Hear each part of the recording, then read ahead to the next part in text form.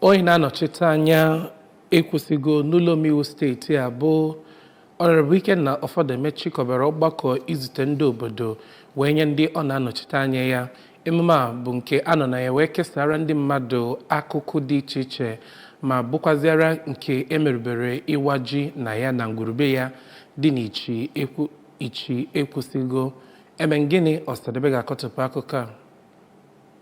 Kọmishọna na-afụ maka ọrụ ugbo Dọkịta Foster Ihejiofor n'ogbo ya na-ahụ maka ụlọ bụ Honorable Onye toro nnọọ Honorable Ofodeme ka o siri wee hazie ya bụ ọgbakọ ma tokwa ya ka o siri wee sonyere nzọmụkwụ Gọvanọ Soludo ịkwalite akụnụba nke steeti a site na inye ndị mmadụ mkpụrụ osisi ha ga-eji wee nyere onwe ha aka.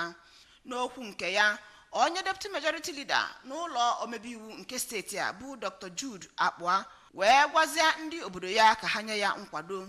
Onye isi oche ọchịchị nchere oge nke okpuru ọchịchị ekwusigo Maazị Chimezie Obi kwuru na onye omebe iwu ha na-enye ha ezi nnọchite anya n'ụlọ omebe iwu. Na mbụ, Honorable Ofodeme, onye bụkwazi Majority Leader n'ụlọ omebe iwu nke steeti a, gụpụtachara ọtụtụ iwu ọhụrụ maka ya nakwa ndị emegoro ka ha bụrụ iwu.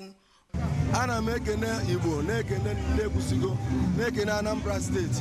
Ndị ọzọ gwagasịrị ebiesi okwu gụnyere onye isi oche APGA na-ekwusigo bụ Honorable Emeka Okaro, Chief Samuel Nzeribe nakwa Chief Michael Ndubizu toro nnọọ Gọvanọ Soludo maka atụmatụ ọrụ ugbo ya bụ nke ha kwuru na ọ ga-enyere ndị Anambra aka ọkachasị n'oge dịka oge a. Eme ngịnị Ofodeme maka akụwa ABS.